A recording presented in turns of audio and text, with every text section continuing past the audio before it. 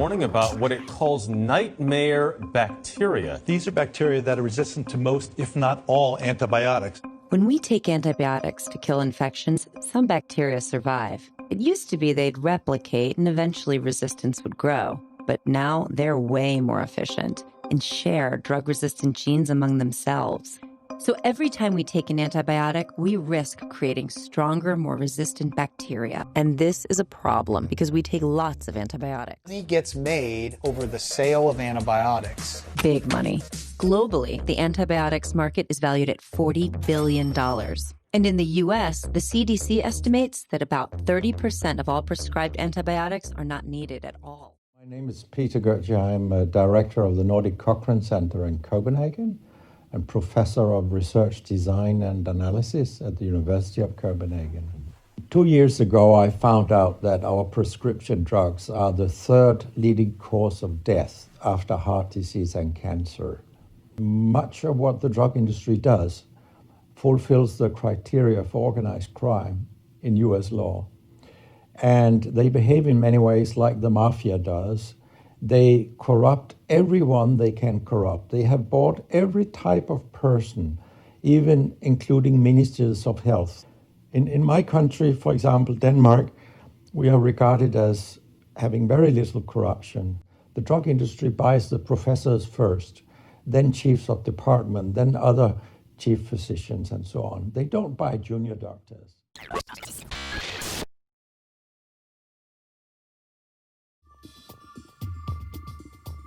I first heard about Candida auris probably about a year and a half ago. There was a certain degree of alarm, certainly. My first thought was, I've never heard of this, and would I have recognized it if I had had it?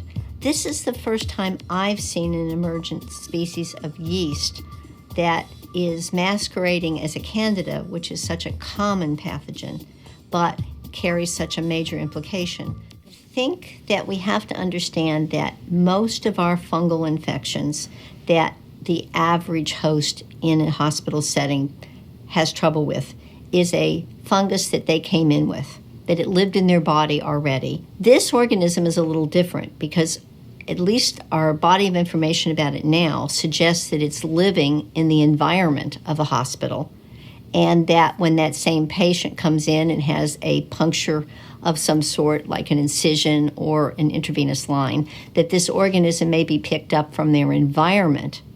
And of course, all of us, professionals as well as patients, are very frightened about acquiring an infection in the hospital. And that's this type of organism from what we know now. Well, I don't think it's posing any threat to the general population, but when you realize that most of us at some point in our lives will be hospitalized, perhaps for a major surgery or a major illness, at some point in all of our lives, we might be at least temporarily at risk of this organism, especially if it becomes as widespread as it has the potential to do.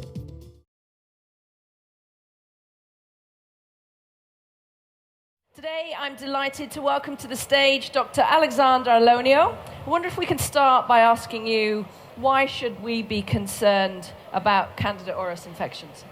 So we face in different centers in Europe or in the world, in the 5 different continents, outbreaks of Candida auris that are really difficult to treat and difficult to control.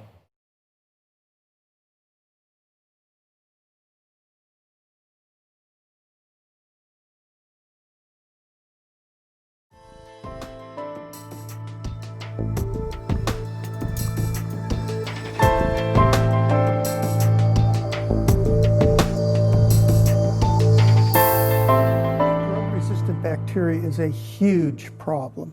If it occurs at a restaurant, if it occurs in a cruise ship, you know about this immediately. A salmonella outbreak. Within days or hours of an outbreak occurring. This morning, Chipotle is keeping dozens of its restaurants in the Pacific Northwest closed. But yet in a hospital, it can take you months or even over a year until this data appears on a governmental website or reported by the CDC. In the U.S., hospitals are under no obligation to inform the public when a bacterial outbreak occurs. Defend and deny. They are very concerned about the short-term economic benefits rather than looking at long-term problems.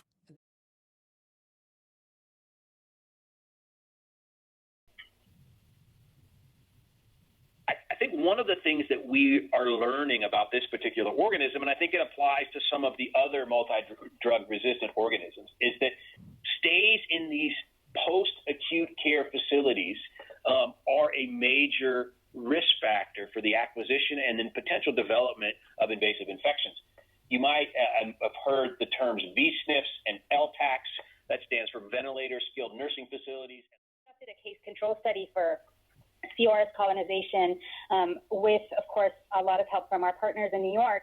And what we found there is that these patients who are at the ventilated skilled nursing facilities, not surprisingly, are very sick. They have a lot of comorbidities. They have a majority of them, whether it was a case or a control, had neurologic disease. Many had cardiovascular disease and diabetes. But what we did see is that having these devices, even though this was a ventilated skilled nursing facility, not every patient had these devices. And so having a tracheostomy, having mechanical ventilation, and being fed with a PEG tube, often those three things go together, those were the patients who were at highest risk for having Candida auris colonization.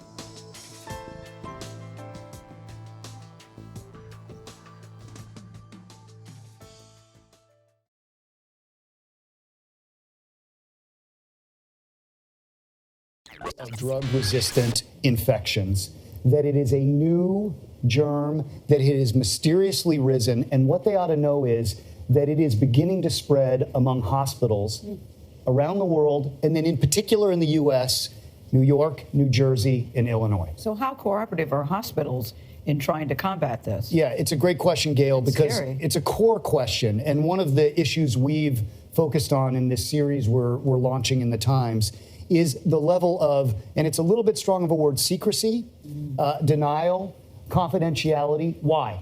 Well, look, not just hospitals, state governments, federal governments around the world, no one wants to be seen as an infection hub. It's terrifying to look like you are the source of a drug-resistant bug.